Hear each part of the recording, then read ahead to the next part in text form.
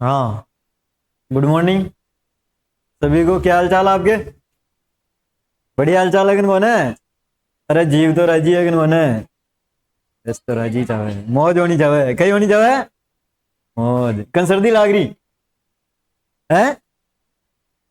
सर्दी स्टार्ट हुई कन हुई? एकदम से बढ़ रही है सर्दी। हाँ तो बस मेरे को मुझे भी लगती है। और अभी टाइम ज्यादा हो गया इसलिए। हाँ, तो अपन कौन सा टॉपिक पढ़ रहे थे? जनजातियां। कौन सा टॉपिक पढ़ रहे थे भाई? जनजातियां। जनजातियों में क्या क्या पढ़ लिया अपन ने? सारे बोलो एक साथ। कौन कौन सी?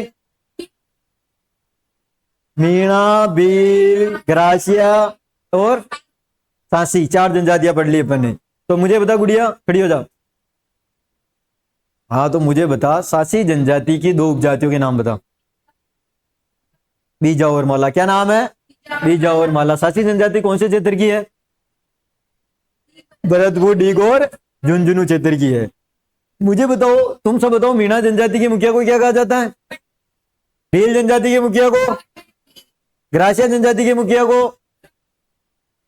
है सहलोत। मुझे बताओ, इसके बाद में सासी जनजाति के मुखिया को? बताया नहीं मैंने। हाँ, तो अब देखो, अब बाद के अंदर स्टार्ट करते हैं अपन। तो सबसे पहले दो जनजाति का ग्रासियों का रिवीजन कर लेते हैं फटाफट से।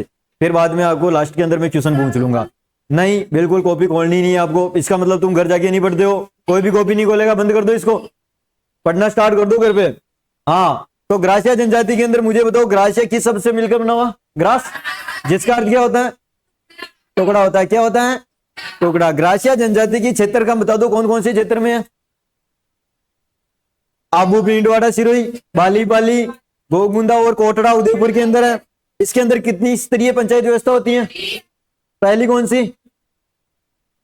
उच्च वर्ग, मध्यम वर्ग, निम्न वर्ग, यही है।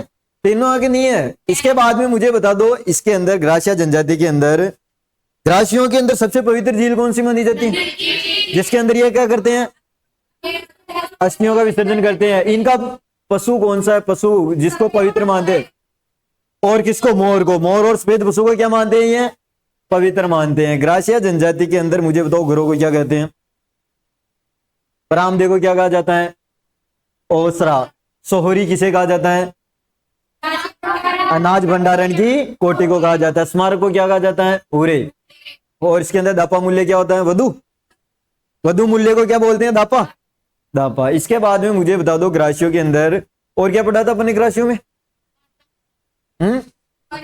उनके विवाह के कितने प्रकार हैं? उनका एक मेला लगता है सिरोही में, कौन सी जगह? उनका एक मेला लगता है सिरोही के अंदर, कौन सी जगह पढ़ाया था? चियावा। चियावा में गौर या गणगौर मेला लगता है, जहां सबसे ज्यादा प्रेम विवाह होते हैं। इसके बाद में इनके विवाह कितने प्रकार के? पहले नंबर का कौन सा? मोरबंदिया। सेकंड नंबर का तांदना। थर्ड नंबर का फहरावना। और चौथे नंबर का मेलबो।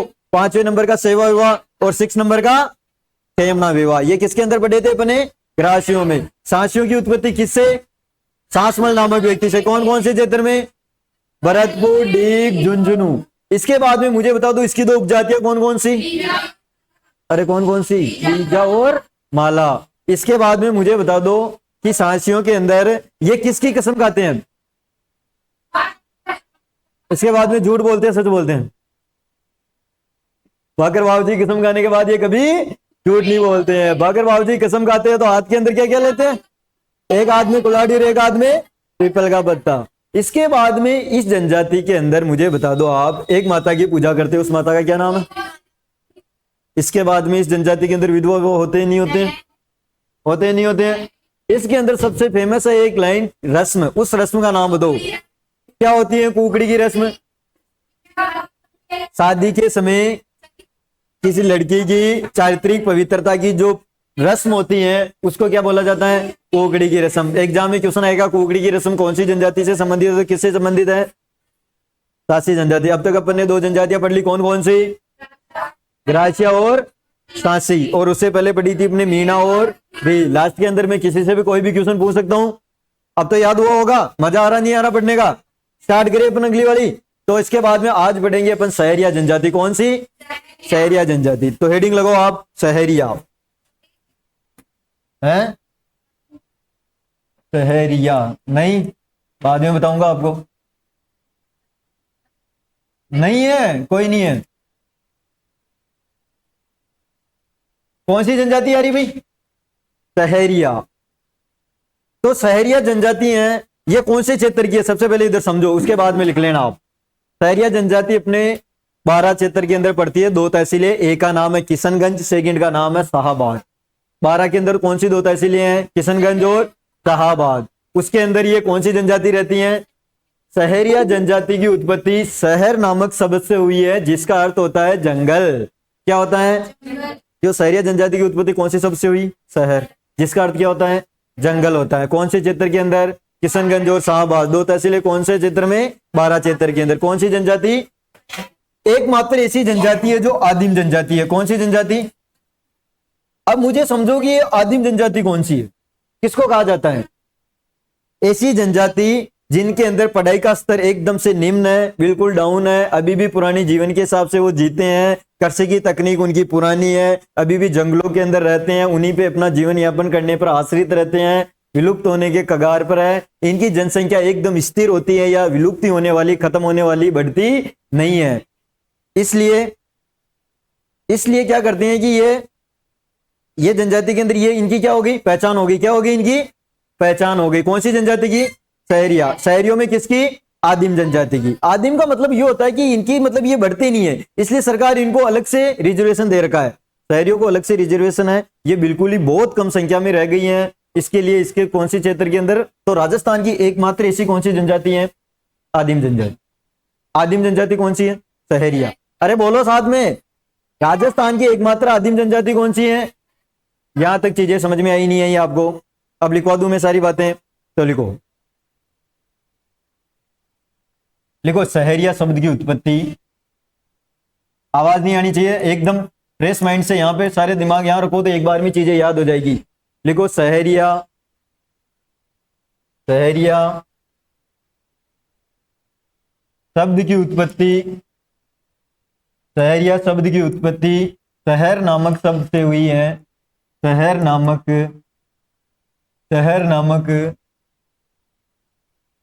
या शहर शब्द से हुई है, ऐसे लिख लो आप, शहर शब्द से हुई है।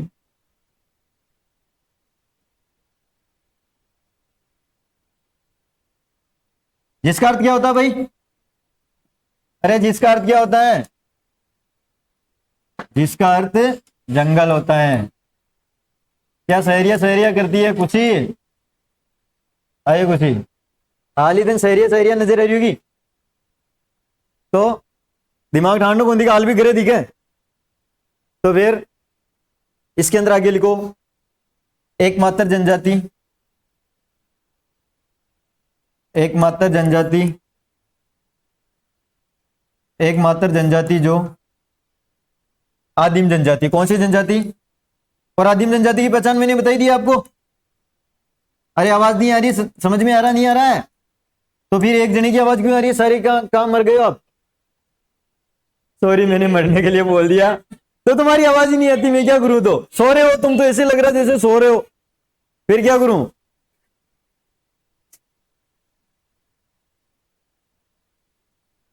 तो ये पढ़ने की चीजें तो बोलोगे ना आप, इसका मतलब ये नहीं कि बोलोगे नहीं। हाँ मैंने मरने का वर्ड गलत बोल दिया, ऐसे कहना मतलब कहाँ सो रहे हो ऐसे कहना चाहता था। हाँ चलो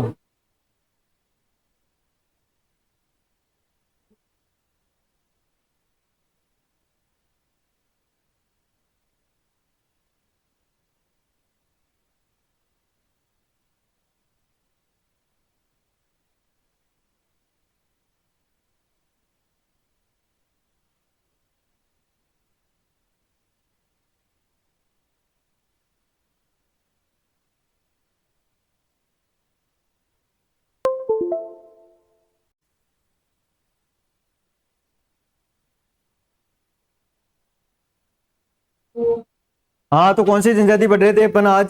सहरिया। कौन सी पढ़ रहे हैं? तो लिखो सहरिया।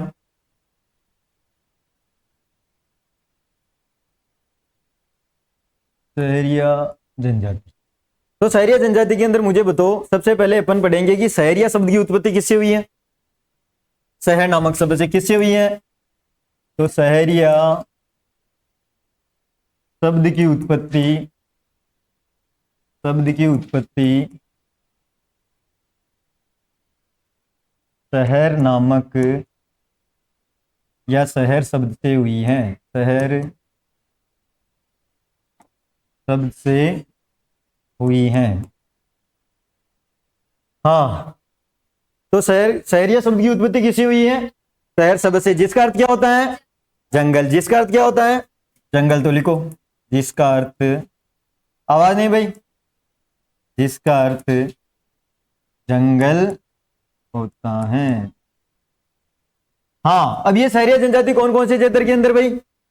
12 के अंदर। 12 के अंदर कौन कौन सी तहसीलें? किशनगंज और शाहाबाद। कौन कौन से क्षेत्र के अंदर?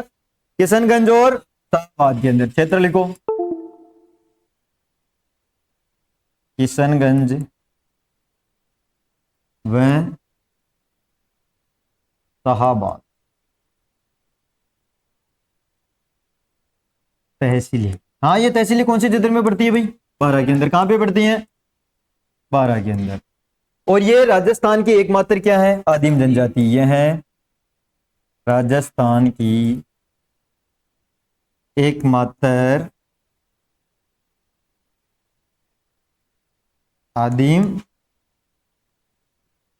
जनजाति है।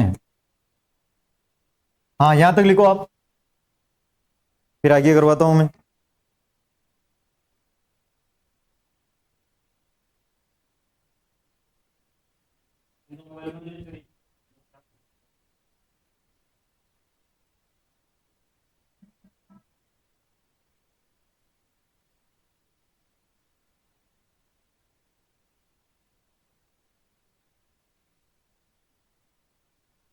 लिख लिया आपने? सारों ने लिख लिया? अब समझा दूं वापिस? लिख लिया सभी ने? अरे जल्दी लिखो। हाँ, तो अब सारे मेरी तरफ देखो इधर। अपने सबसे पहले कौन सी जनजाति पढ़ी थी? मीणा। कौन सी पढ़ी थी? मीणा। उसके बाद में जनसंख्या की दृष्टि से सबसे बड़ी जनजाति कौन सी है? सेकंड नंबर की कौन सी है? भील। उसके बाद में थर्ड नंबर की कौन सी? ग्रासिया। उसके बाद में छोटी जनजाति पढ़ी थी सांसी। उसके बाद में आज कौन सी पढ़ रहे हैं? सहरिया जनजाति। सहरिया जनजाति की उत्पत्ति, सहरिया शब्द की उत्पत्ति किससे हुई है? शहर नामक शब्द से। शहर का अर्थ क्या होता है? यानी ये जनजाति कहां पे रहती है? जंगलों के अंदर रहती है। कहां पे रहती हैं? जंगलों के अंदर रहती हैं। इसके बाद में मुझे बताओ, इनके पर्टिकुलर क्षेत्र की बात की तो कौन कौन से क्षेत्र में? और शाहाबाद। कहां कहां पे? किशनगंज और शाहाबाद। ये दोनों तहसीलें कहां पे स्थित हैं? कहां पे स्थित है? ये बहुत ही बार क्वेश्चन पूछा हुआ है, किशनगंज और शाहाबाद क्षेत्र के अंदर कौन सी जनजाति रहती है। इसके बाद में ये जनजाति राजस्थान की क्या है? एकमात्र आदिम जनजाति। अब मुझे बताओ कि आदिम जनजाति की क्या पहचान है? एकमात्र मतलब यही जनजाति है, बाकी कोई जनजाति आदिम नहीं है। आदिम जनजाति की वह पहचान होती है जिसके अंदर अभी भी पढ़ाई का स्तर, शिक्षा का स्तर एकदम से निम्न हो, अभी भी पुरानी तकनीक से, पुराने डर्रे से वो जी रहे हो, अभी भी ये लोग जंगल में जीवन यापन करने पर आश्रित रहते हो, अभी भी इनकी कृषि की तकनीक पुरानी हो, और इसके अंदर इनकी जो संख्या है अभी भी एकदम स्थिर है। स्थिर का मतलब जो संख्या में है वही है, इसके बाद ये घटती हुई जा रही है लेकिन बढ़ नहीं रही है। इसलिए सरकार ने इनके लिए अलग से रिजर्वेशन, अलग से इनको आरक्षण दे रखा है और इनको एक पर्टिकुलर अलग ही क्षेत्र के अंदर डाल दिया है। उसको क्या बोलते हैं? आदिम जनजाति। इसके अब समझ में आया नहीं? किसी को आदिम जनजाति में किसी को कोई प्रॉब्लम क्या होती है? आदिम जनजाति समझ आ गया सारों को? आ गया क्या? इसके बाद में तो राजस्थान की एकमात्र आदिम जनजाति कौन सी हो गई? गलत तो करके नहीं आओगे? 3 लाइनें पढ़ाई, 3 लाइनें अभी तक याद हुई नहीं हुई? तो आगे लिखो इसके अंदर, सहरिया जनजाति के अंदर। सहरिया जनजाति के अंदर त्रिस्तरीय पंचायत व्यवस्था होती है। लिखो इस जनजाति में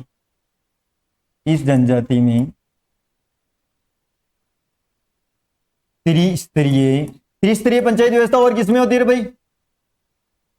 ग्रासियों के अंदर। और किसमें होती है? ग्रासियों के अंदर।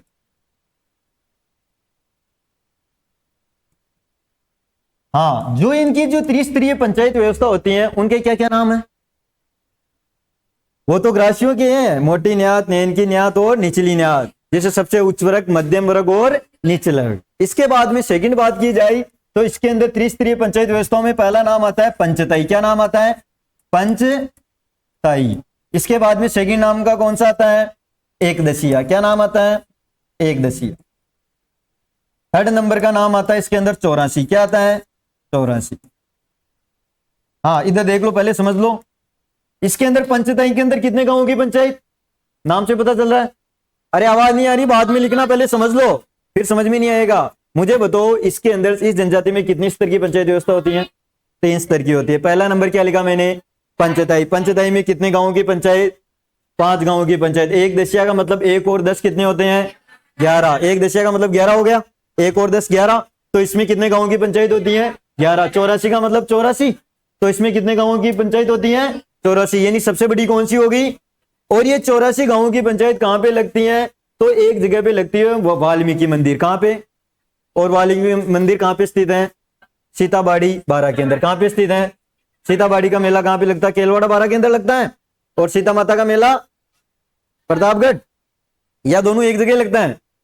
अरे कंफ्यूज मत हो जाना। तो लिखो इसके पंचताई के अंदर 5 गांवों की पंचायत,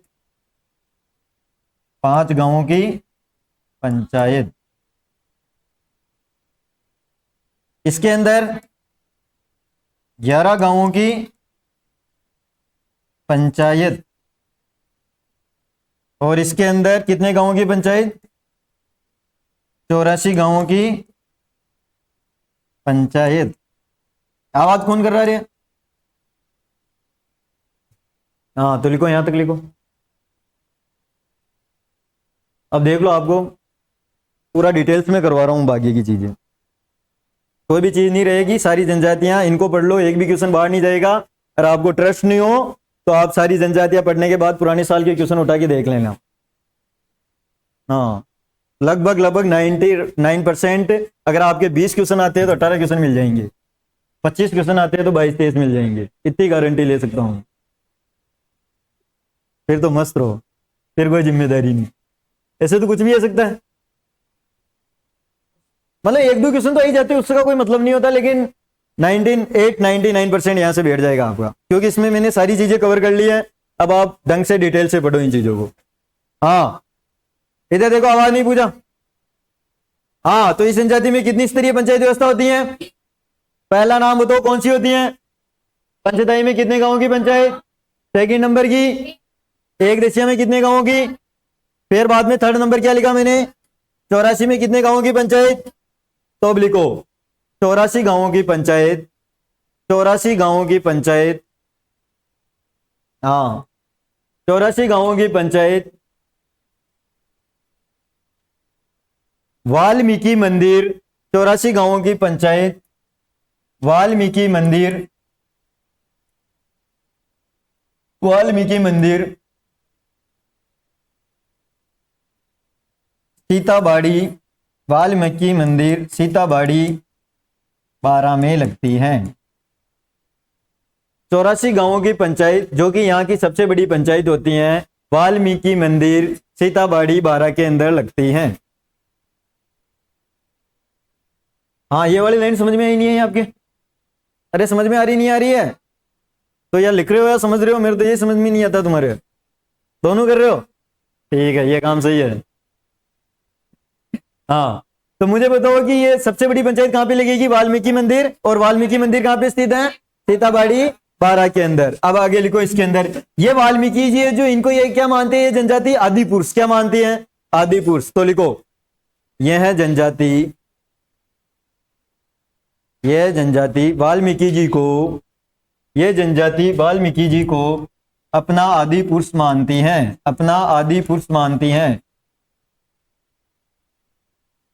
ये जनजाति वाल्मीकि जी को अपना आदि पुरुष मानती हैं।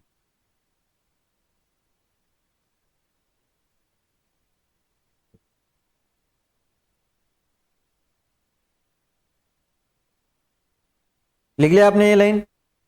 तो इनकी एक कुल देवी है सहरिया जनजाति की, उसका नाम है कोडिया माता। क्या नाम है? कोडिया देवी। कोडिया देवी है, लिखो तो। सहरिया जनजाति की कुल देवी कोडिया माता या कोडिया देवी लिख दो। सहरिया जनजाति की कुल देवी कोडिया देवी या कोडिया माता।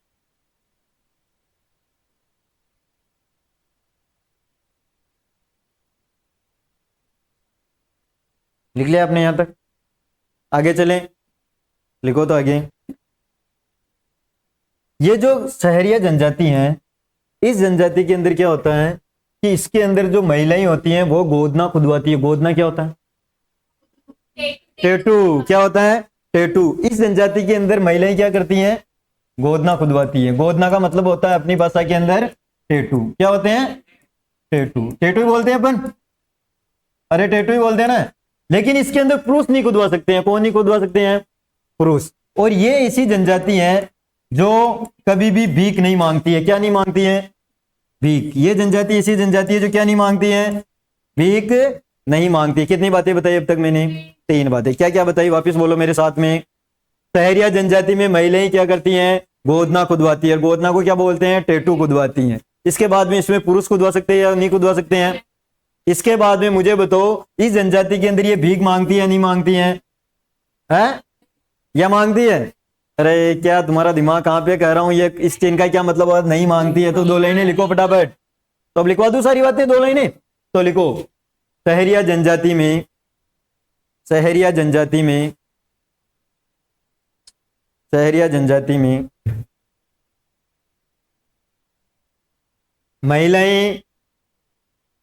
महिलाएं गोदना खुदवाती हैं।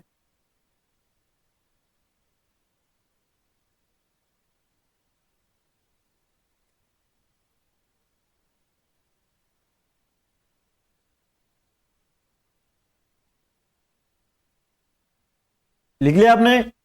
महिलाएं गोदना खुदवाती हैं लेकिन पुरुष नहीं। लेकिन पुरुष नहीं।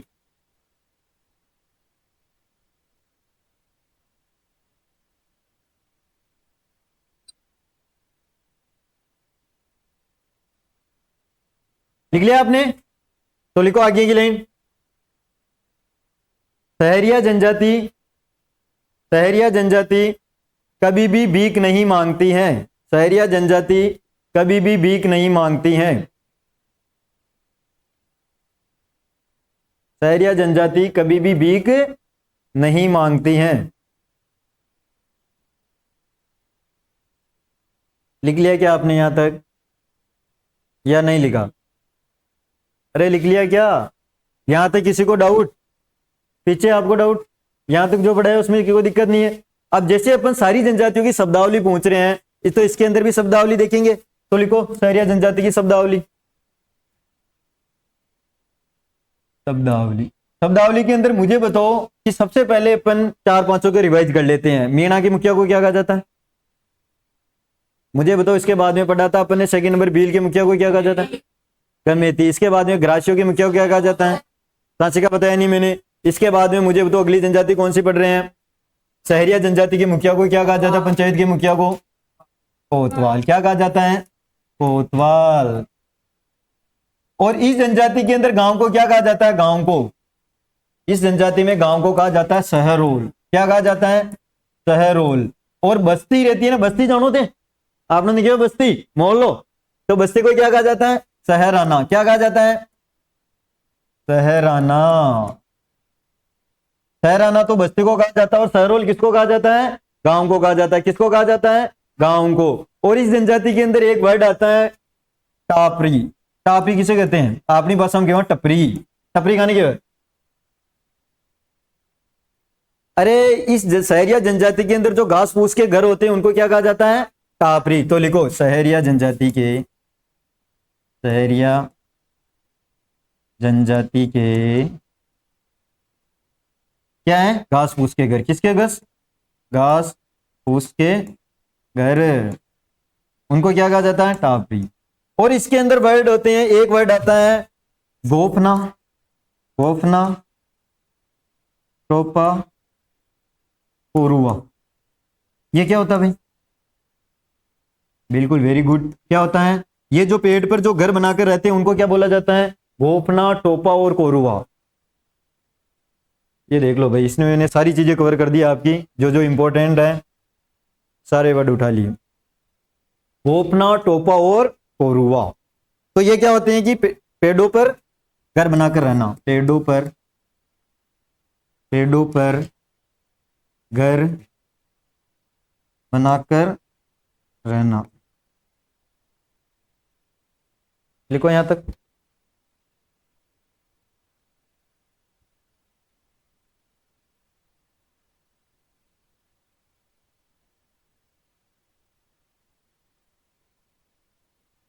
गरज यार पढ़ भी रहे होगा हैं, फिर कॉपी के हाथ में लगा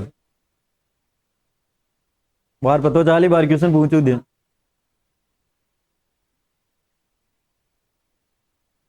गोपना टोपा कोरुआ पेड़ों पर घर बनाकर रहना, इसको बोला क्या जाता है, गोपना टोपा और कोरुआ। तो इसकी शब्दावली के अंदर मुझे बताओ पहला वर्ड क्या लिखा मैंने, आवाज नहीं, क्या लिखा पहला वर्ड, मुखिया। मुखिया को क्या कहा जाता है, अरे क्या कहा जाता है, गांव को क्या कहा जाता है, क्या कहा जाता है।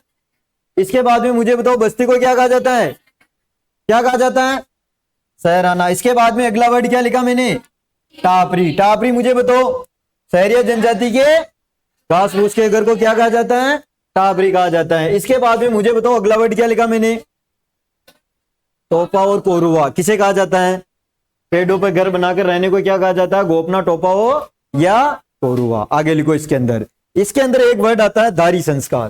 कौन सा वर्ड आता है, क्या होता है भाई दारी संस्कार। एग्जाम में पूछा हुआ है कि दारी संस्कार क्या होता है, दारी संस्कार कोई बताएगा मेरे को। अरे अपने कोई भी मृतक हो जाता है, मर जाने के बाद में तीसरे दिन में अपन वहां जाते हैं शमशान घाट के अंदर, तो वहां से जो उनके जो वो होते हैं ना फूल, क्या अस्थियां, उनको फूल कहा जाता है। तो मृतक के तीसरे दिन फूल चुगने को क्या कहा जाता है, दारी संस्कार। कौन सी जनजाति के अंदर, सहरिया जनजाति में। तो लिखो मृतक के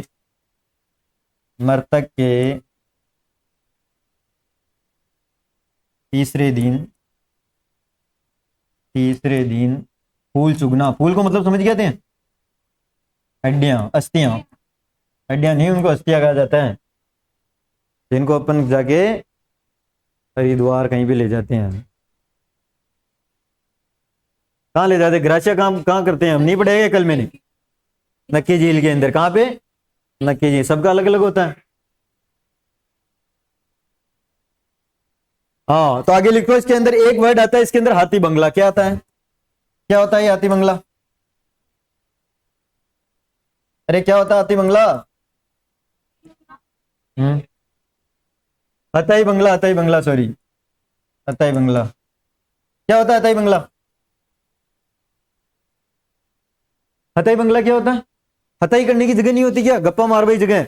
अरे गाँव में हो कि बेट गप्पा मारे जो जगह है उन्हें कहीं बोला है हताई। तो इसके अंदर क्या बोला जाता है, हताई बंगला। तो लिखो इसके अंदर शहराना के बीच, शहराना क्या होती है, बस्ती।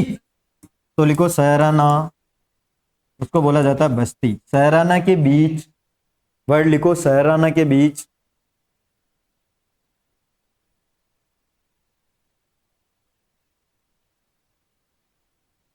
गोल, गोलाकार,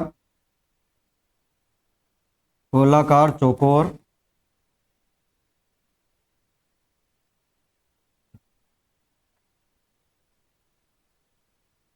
चौकोर नुमा छतरी। शहराना के बीच में गोलाकार चौकोर नुमा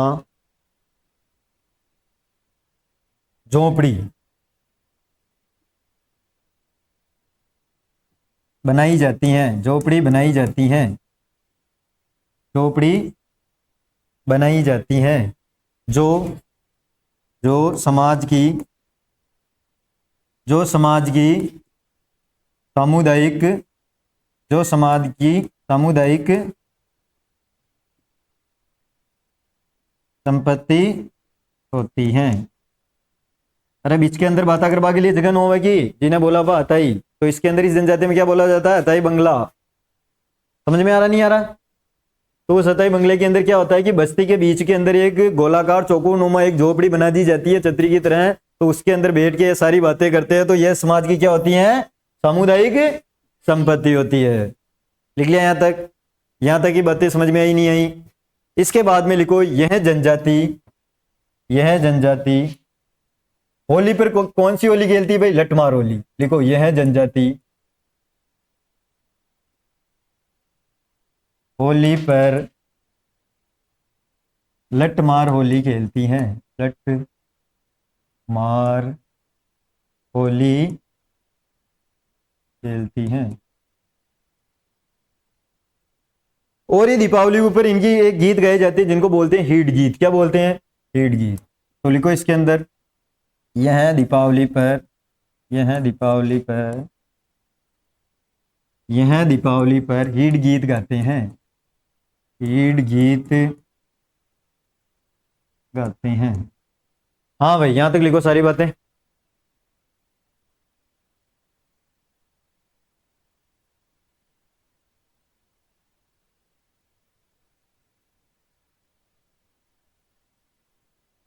हाँ भाई, कितनी बातें लिख ली अपने शहरिया के बारे में? एक पेज भर गया नहीं भरा है? हाँ, तो आपकी जो भी सफिशिएंट चीजें हैं वो लगभग लगभग सारी आ गई इसके अंदर, है ना। एक बार रिवीजन कर लेते हैं अपन इनका। लिखो। हाँ, अब सारे इधर आ जाओ। लिख लिया आप सभी ने? तो सारे इधर ध्यान दो, अब कोई भी लिखेगा नहीं, है ना। तो आज कौन सी जनजाति पढ़ी थी अपन ने? तारों की आवाज आनी चाहिए। कौन सी जनजाति पढ़ी थी? सहरिया जनजाति। सहरिया जनजाति की उत्पत्ति कौन से शब्द से हुई है? शहर शब्द से। कौन से शब्द से? शहर शब्द से। जिसका अर्थ क्या होता है? जिसका अर्थ क्या होता है? जंगल होता है। मुझे बताओ कौन सी क्षेत्र की है ये? किशनगंज और शाहबाद, ये दोनों तहसीलें कहां पे स्थित हैं? बारां के अंदर। कहां पे स्थित हैं? बारां के अंदर। इसके बाद में अगली लाइन क्या पढ़ाई मैंने आपको?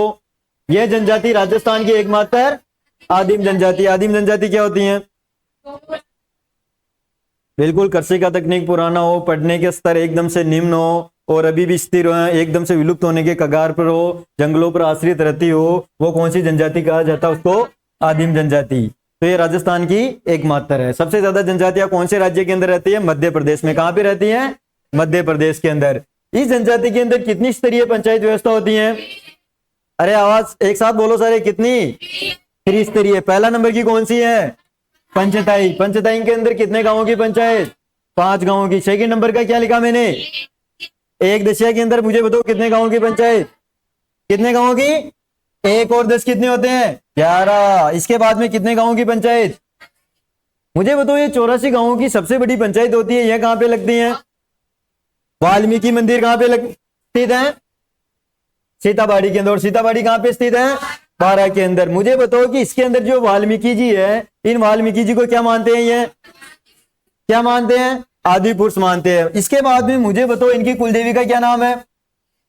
क्या नाम है इनकी कुलदेवी का? कोडिया देवी। इसके बाद में आगे आ जाओ। इसके अंदर जो सहरिया जनजाति होती हैं, इसके अंदर महिलाएं क्या खुदवाती हैं? गोदना। क्या खुदवाती हैं? जो अपनी भाषा में क्या बोलते हैं अपन? टेटू। पुरुष खुदवा सकते हैं, नहीं खुदवा सकते हैं? ये ऐसी जनजाति है जो भीख मांगती है, नहीं मांगती है? अरे भीख मांगती है, नहीं मांगती है? नहीं मांगती है। इसके बाद में आगे आ जाओ।